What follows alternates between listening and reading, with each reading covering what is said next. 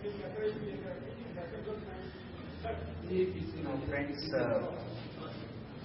I'm sure by now.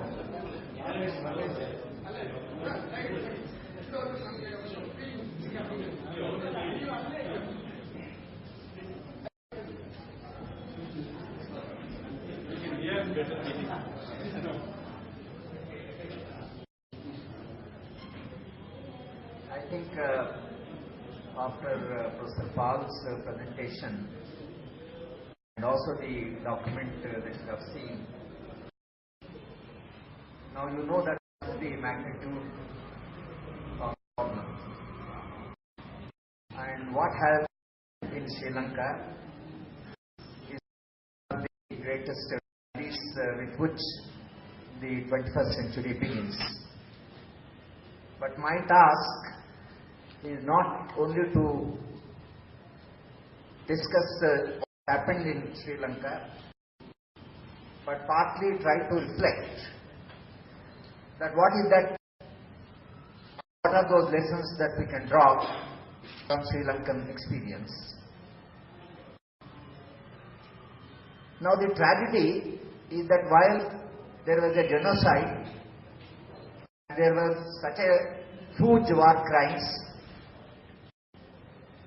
in Ceylon there was a meeting where the Sri Lankan army or Sri Lankan government invited different to discuss about the success of Sri Lanka in tackling the so-called problem of terrorism, and 40 countries participated in that discussion, appreciating and admiring what Sri Lanka has done.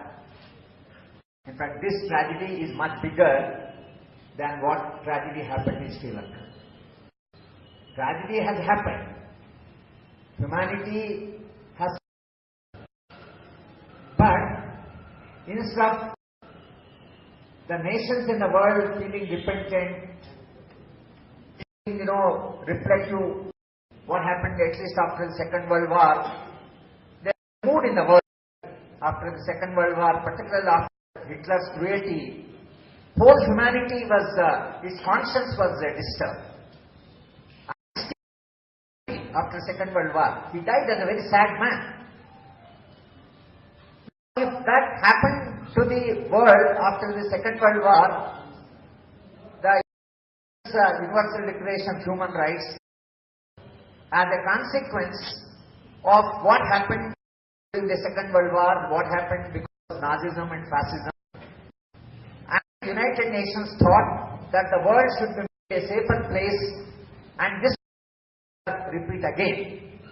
And that's how the United Nations Charter on Human Rights came. And of course, from 1948 to till today, there must be 100 United Nations declarations on human rights, concept of human rights, scope of human rights. Now, if that was the feeling after the Second World War, how come that after seeing what has happened in Sri Lanka, 44 nations go shamelessly on the invitation of Sri Lankan government and admire, and one after the other tells that this model is the model that nations should use. After Professor Pal spoke, so much of international thinking is going on, so much of international activity is going on, and so many people are involved, the noble people, people concerned are involved. There is a big debate going on in the human rights circles. The governments are going to Sri Lanka, participating in a seminar hosted by Sri Lanka, and each one tells that this is the model that we should follow for tackling the terrorism. I think that is perhaps the most worrying what has really happened, because that is anyway shaking, and it breaks your heart when you see what has happened in Sri Lanka. But that is the world today repenting on what has happened? Is it today reconsidering that we have to think of an alternative humane world? What happened in Sri Lanka should never happen again. When Nelson Mandela wanted freedom from South Africa, he said in his presidential address, what happened in South Africa should never happen again. Never again, is what he said. Never again. Should not Sri Lankan government say that whatever happened, it should not happen. On the other hand, what Professor Paul said, they are celebrating triumph. Triumph of what? The humanity. You have completely, destabilized the people. You have raped the woman. That you are celebrating. Now, in other words, success, this brutality, this cruelty being celebrated, and world governments not being able to reflect and resent and oppose, and you have seen what is the role of the United Nations. United Nations, actually, unfortunately, it so happens that organization, which was a moral symbol of human conscience after the Second World War, no longer represent the human conscience. It's full of self-interested people. Chooses the UN Secretary General. And you see, when Kofi Annan was there, and America walked into Iraq, Kofi Annan did not oppose. He wanted to oppose at one point, but he did not openly oppose. How can a nation walk into another nation? And when the United States walked to South Africa, into Iraq, America has told Kofi Annan that your son is in a major scandal in America. And if you speak, your son will be behind bars. And this was told to me by no less a person than Justice Bhagwati, who is the chairman of the United Nations Human Rights Commission. He was our chancellor, and one day I had to bring him from airport. I asked him why he was so silent when America so brutally walked into Iraq. Then Bhagwati told me that this is what happened. And Kofi Annan was caught in a moral dilemma, and the fellow could not speak. And after Kofi Annan, whom did they want to make the Secretary General? Our friend from Kerala.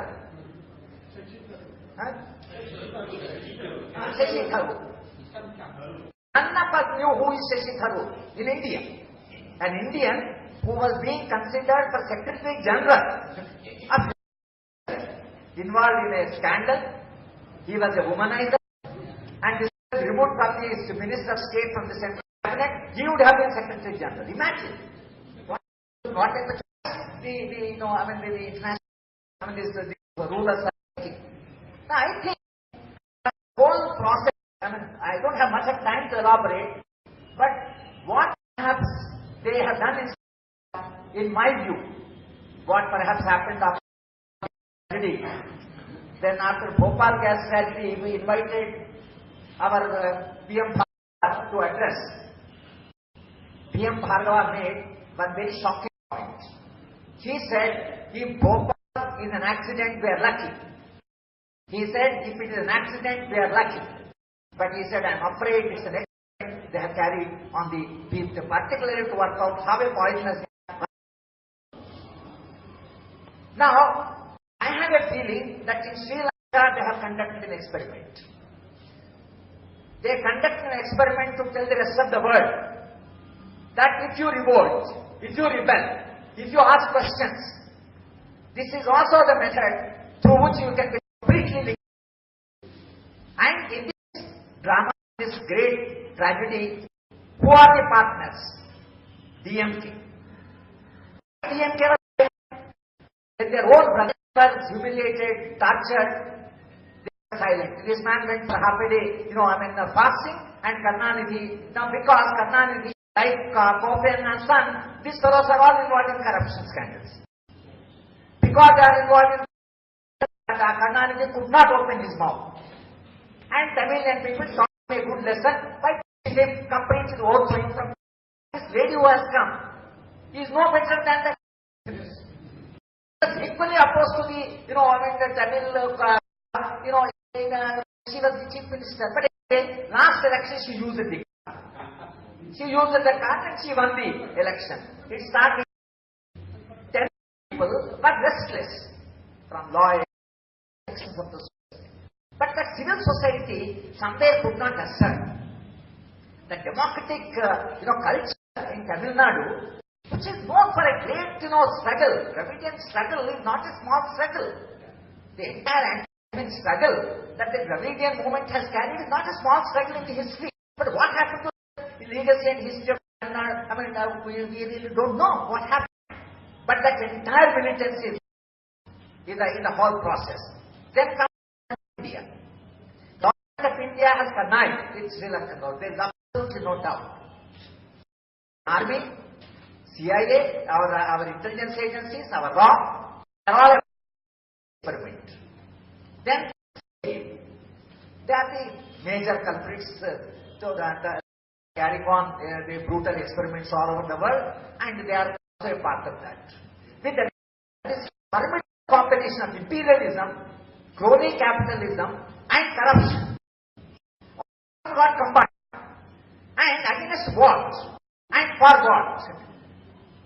I have a feeling that the model of development that from 1970, because of the in American economy, and American economy after 1973, this fellow never recovered from the shock. And from 1973 onwards, America somehow wants to its market and and protect its economy. In the process, the WTO, the World Bank, the IMF, the now all that, they have tried, and every agency, international agency, is in the pocket of the United States of America with a partner. And the European multinational corporations, now they want somehow capital should spread and it become global. The collapse of the Soviet Union, what Soviet people don't know, but it's a great tragedy. Whatever might be the other, limitations of Soviet Union, we may call anything, but presence of Soviet Union did make a difference. But with the collapse of the Soviet Union, there is a unipolar, and America became the major gunda and a single gunda. It's a pakka gunda. It has no. As the Habermas says in the history of 21st century, he said this is one nation, American culture, which has not contributed a single human democratic value to civilization in last 400 years. Contributed brutalization and criminalization of the world. And therefore they want to spread their capital and capture the world market. And in the world market, they went to Iraq. Afghanistan is extremely important because it is strategically located, and in the geopolitics, Afghanistan is a central spot in Asia. Whoever controls Afghanistan can control if there is a war. There will be a strategic advantage, and therefore from Britain, US, including Soviet Union, everybody was interested in Afghanistan and into Afghanistan. And having gone into Afghanistan, they are creating crisis everywhere in the world. All the world they are creating a crisis. What is this crisis? This as capital wants to penetrate and wants to spread in a very brutal way. There are human beings. There is a laboring class. There is a developing culture. Islam has its own culture. Islam is a culture, it doesn't believe in interest. And for capitalism, the primary thing is interest, accumulation. Islam believes 1/6 of the income should be contributed to humanity. Islam has certain principles built into the, and it has a different culture. It has the industrial religion, and therefore it survives. And on those countries, 44 more Islamic countries, because also oil-rich countries, you want to go and impose your model of development on those countries. And they are culturally prepared for this development, not politically prepared for this development, not at the stage of development of those countries to accept the model of America. There is rupture. And the rupture is called terrorism. What they are calling Islamic terrorism is terrorism as a rupture between a model of development and a culturally, economically, politically different society, a different stage of development. You can't have one stage of development in a society. Now therefore, if you have a monolithic model, imposing on the rest of the world, and every country, And for them, Asia is now very important. Asian market is very important. Chinese market is important. China is emerging as a superpower. And at least they want to control South Asia. Control the South Asia. What they have done, for fully supported Sri Lanka, whatever they have done. And secondly, they have gone into participated a terrible mess for Pakistan people. And if they went, permission of the Pakistan in the name of killing the Bin Laden, and they say that they have thrown him in the ocean. One day doesn't know what international human standard, what democratic standard would be just to get into another nation, without their permission. And who is American? Why they should be anywhere in the world? Because they have military power, they have technological power, and therefore they think anywhere in the world. And see, the American, the government, American rulers understand that that model will have its own repercussions. They can't push this model. Now they are willing to push this model. That's why once, when I wrote an article, I said it's the brutal part of development. What America is now wanting the rest of the world is the brutal part of development. Brutality is the part of the development model. And therefore, now as far as Sri Lanka is concerned, what are the problems? Problems for Sri Lanka is that Tamilians are minorities, and anyway the Simha is a Buddhist nation. Imagine Buddha, what he thought and what happened in Sri Lanka. They swear by name of for peace, who denounced war in the name of Buddha. Now, from the day they won independence, had that racial supremacy. Simhalese always had that vis-a-vis Tamilians. What is that they have done? First, they removed the reference to Tamilians in the national anthem. They removed the symbol flag. What is that? Now, see, you disrupt diversity, and they have 30% people. It's not a small population, and they have their own voice. They have their own. And with the result, if you want to build a new nation state, you have to see that how the entire population becomes a part of the nation state building. But the way they started dominating, and that led to sentiment, and that led to the entire struggle, and struggle they have produced a Prabhakaran, as Professor Paul said, we don't know, maybe their methods were wrong, or maybe the forms of struggle were wrong. And when I see people, the way they subjugated, I find that there was something wrong in entities. In the strategic struggle, they were not resisting. See, nowhere people resisted. Just, they surrendered. They were running. You must teach people how to fight. If you want fight, people should fight. And how in these small places like to fight on people. It's always a thorough mistake. You are carrying a complex struggle. It has to be a struggle for people. Entity should have been support them. Entity carried on behalf of the people. People were marginalized. People were not taught militants. They were beaten. They were thrown stone like that. What they have done in Kashmir. They were thrown at least strong. But see, imagine the way they were hated, they were killed. I think that's where maybe entity wrong. But they are right or wrong, due to judge. But the way that the like till 96, that the federalism, accommodation, some democratic arrangement, peace talk, compromise, but onwards, now they have chosen one that voted by Europe and America. Otherwise, they would have not dared. So started some. Now, with the result, one is the nationality question of Tamilian, and how to deal with the nationality question. Deal with your army and send the forces and finish them. This is the lesson. This is the lesson. Want the rest of the world to know that your dignity, your self-respect, your language, culture, your these things for them they are not important. You have military power, go and attack. That's exactly this Rajapaksa has done. Because he was fully supported, backed by the international forces and by the Indian forces, he won the whole war. war. Otherwise, it just happened. Now, with the result, they want to tell, if you oppose the ruling governments, right? This is how we deal with you. Now, see, in other words, creating such a terror among the people. But basically, I think that this entire the state creation is necessary because the model of development that we have now adopted exposes the people and not people. It marginalizes people. Does not see. For example, take Indian economy.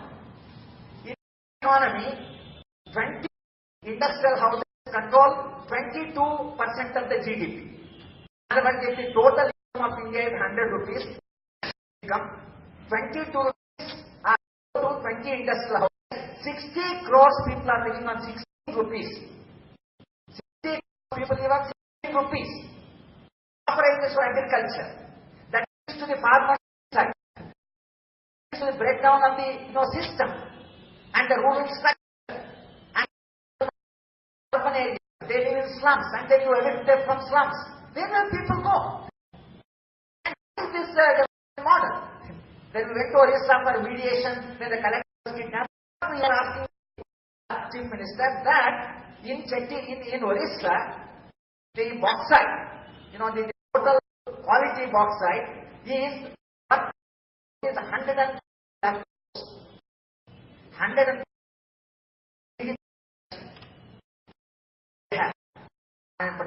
they want to go and mine very fast. I don't know why. They want to mine very fast. And we are thinking our GDP is growing 9.5% rate of growth. 22 your growth rate. And anything aluminum industry. That's what economic development in Europe. In Europe, when people culture to move for better conditions. That's how European economic development is. In our case, there is no question of better conditions. People life and livelihood. If this is the model, then people, because when we say human rights historic compromise, capital and labor. Capital, Baba, you allow us to live, you also live. Now, to deal with the militants of the labor, what they have done is, you have these rights. You will have security, you will have a pension, you will have a decent, you will have a collective bargaining, you will have a right to strike. All these they have considered to the labor. Part of the great struggles of the labor class. Now, this compromise between capital and labor, that broke down. Now, the capital feels arrogant. Not only, it is so arrogant, so brutal, that a human being. Labor is the basic thing that defines a human being. I labor. My hands. Therefore, I am a human being. Laboring class, they have become a problem. Kill them. Doesn't matter. Because you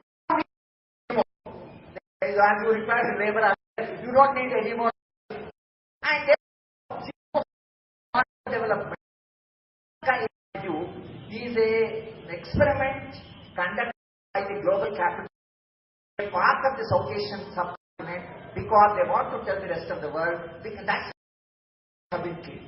What was Paul was explaining, that why civilians, the normal in a war, the traditionally accepted norms. Even the primitive tribals accept those norms. That in war, those who are involved fight. Civilian is always involved. Even the Mahabharata, the population is not involved. In the war, they carry on their life, everyday life, they struggle, they live, building up a family. That's how an ordinary human being lives. Now, by killing civilians, is that if you support any rebellion in any form, for some reason, not only kill the people who are combating in the war, but we will also kill you. We don't spare people, 44,000, 1 lakh, as Professor Paul said. The lakh people have killed. war. You feel satisfied. Sense of belonging to species. Human being. It's one quality. Here, body is dead, you are kicking the dead body. This is total dehumanization. So, in other words, this entire dehumanization is a part of a model which is very brutal and the model does not have any compassion, any concern, any humanity. It is a total reckless, ruthless model. I have a feeling that today we should be very seriously comparing because we love Indians. We have a large Tamilian population within India. We belong to a part of heritage and to collective memory of this great civilization. But it should be that this day they are in the world. Bangladesh and they who participated in the no, you have done lesson. Now we have to deal. Bangladesh fellow is telling it.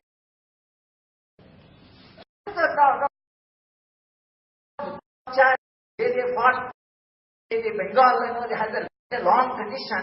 This chap going there and admiring. Otherwise, I think the total preparation to be at a global level is to prepare for the people. It's not a war against one country, against a war against people. What we have done is that by giving a huge civilian population, we have lesson to the rest of the world that not only if you are a rebel or a militant or a Naxalite, you will be killed because you are armed and okay. But even totally support, sympathize, even they around the same fate you face. This is what they wanted to tell the rest of the world. Otherwise, I just imagine any war that is a human population. 21st century when India is all over. My last point is that after this, there is another tragedy. The another tragedy, not only monopolizing the military power, but monopolization system. Media, you can look at Indian channels. Just analyze both channels. They either carry a controversy, they bother what happened in nothing. Cricket, cinematic, party for the youth, and there is a controversy will sell the idea that keep on building image. The job of this paper, they are not media. They are not media. Media is giving healthy information. Media. See, media is forgetting. What happened to media in Sri Lanka? Today, media thinks that they take up jobs. The Indian media should know that not protect the right people, the people your freedom is in danger. Media should understand that. Stand by freedom. Only freedom will be protected. Their freedom in the Indian Constitution, there is no only freedom as an individual is the freedom that is given to the press. That's all. My freedom is curtailed. Your freedom will be automatically curtailed. Because somewhere it is organically linked with my freedom. But the media is now managed. Control, CNN, TV, such a fast information. I can just share experience. Stop. The media, mediation. Negotiation place, and we have come down, moderated the demands of the Maoists and all that. We wanted peace and wanted the collective to work. And also were living. Sometimes they were saying no and all that, but we said this all is possible. And then after that, I to release the collector. They said 48 hours to release the collector because they are in a far off place, 800 kilometers away. Time for us, and there is a crash, and we can't come down. So 48 hours. So we announced in the press. They meet in 48 hours collector release. Once we have 7 o'clock, 7:30, time now says that the brightest whatever collector has been. make it 24 hours, they say, no, that's not possible. 48 hours is minimum. No reason why they should suffer. And if they were really relieving the collector, they could have 24 hours. But they said, sir, don't say anything less than 48 hours. Right? Times Now it said, then NDT, then CNN, then Headlines, then Oriental, then Channel, this whole celebration, distribution of sweets. And I know the truth. Just feeling embarrassed. People telephoning me, congratulations, collector is not released. It takes 2 days for the collector. No, that no time. What can I do? They are not very right. By the morning, even Hindu, collector, they wrote that this collector will release morning. Collector is not released. The morning channel started asking me, and will you please tell us what is happening? And they were apologizing. But I just don't understand what is the responsibility of the media crisis. How should you build a public opinion? Now, the of building public opinion and a democracy, correct information, reliable information is the of the media. Unfortunately, the media has lost its historical role. With the reason, Sri Lankan tragedy that because this fellow completely banned the media, international media and in the local media. And they protest all over the world. There should have been from all over the world. Media. How can you stop coverage of something? Okay, war zone is all right, but no, it's the present. So if you have banned media, that means they are going to choke any democratic means. There is no take place, an alternative opinion can be made, and people can think alternatively. To think. They don't want any one of us. That's why we are completely destroyed by showing they are not in the youth. Completely, vulgarizing them, sexual, they all sorts of things they are doing. That was for the model of development, a healthy human mind. I remember we went for a seminar to Bombay with a Kashmiri girl. She was very bold, very courageous. The girl spoke. And the girl spoke, I was a research scholar, but she spoke. It was something amazing. Then somebody got up and said that when you felt insecure in Kashmir, came to Bombay, do you feel more secure in Bombay? Then she said, no thinking mind is safe anywhere in the world. This is what she said. So therefore she said that a good mind today is questioning mind. I think somewhere we have reached that crisis, and friends, I think this is the time that all those who have found time to come to this evening meeting, please reflect on that there are certain deeper causes opposing what has happened. Sri Lanka should mean opposing a model of development, opposing building public opinion, mobilizing the public opinion, and if it is necessary. I think that is the lesson if the people of the world draw from Sri Lanka. Historically, all Sri Lankan people sacrificed. They would have given a rich lesson to the people of the world that how a battle, I think that is the lesson that I would is the that one can draw from the experience.